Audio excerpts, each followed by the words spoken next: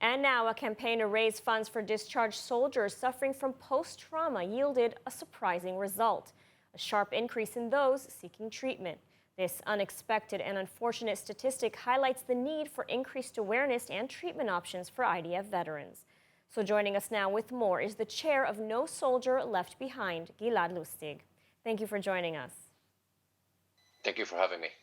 So you recently launched a fundraising campaign, and instead of an increase in donations, you received an increase in those seeking help?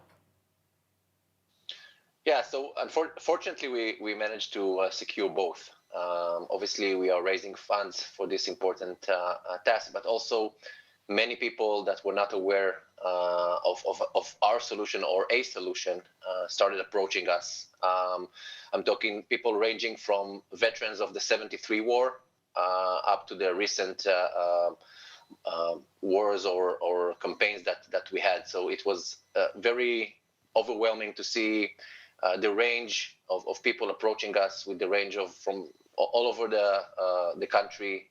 And again, as early as the '73 war, veterans approached us. And so what kind of treatment does your organization provide? So what we do in a sentence is offer an open door therapeutic community. So I'll touch every element. So open door means that anyone that suffers from combat-related PTSD can approach us and get treatment. As opposed to being injured and have a physical injury, you have a transparent injury that you need to persuade the MOD to recognize you as such. And that's not always an easy process and not a necessary one that yields the wanted result. Even if you manage to get recognized by the MOD, not necessarily you get the right treatment. I can tell you a story. Yesterday, I was visiting our site in the south of Israel, and I spoke to one of the people that comes and get treatment in our facility. So he gets support in rent from the MOD, but is not able to hold an apartment. So he's living in his car. So he's getting aid from the MOD, but not the right aid he needs. So this is the open door. We accept everybody. You can be in any stage of recognition or not recognized at all. We accept you. So that's one thing. The second thing is that we have a therapeutic community. So we offer a wide range of therapies, starting from one-on-one psychological treatments and going to therapeutic yoga, running teams, gardening, blacksmith. We have many activities that are tailored to each patient to ensure that he's able to regain his life and gain control over the condition.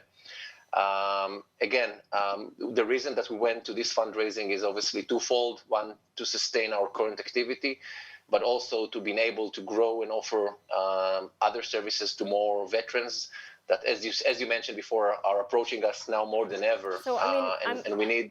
I'm curious to know, Sorry, go ahead. Why are we suddenly seeing this uptick, in your opinion? I mean, why suddenly, you mentioned veterans from '73, why are they coming forward now?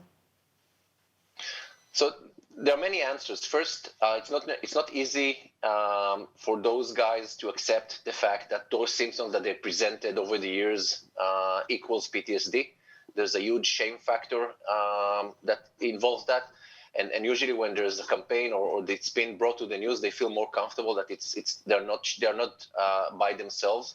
So that's one thing.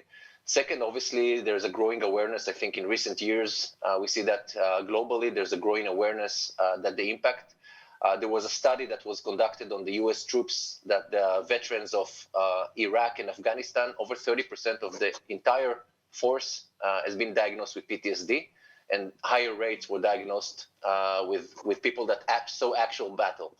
So the amounts are staggering, and treatment which is tailored and sufficient is required. And this is what we are trying to do. This is what we are doing. We have a large community of over 100 ex-soldiers that are getting treatment in our two facilities every week.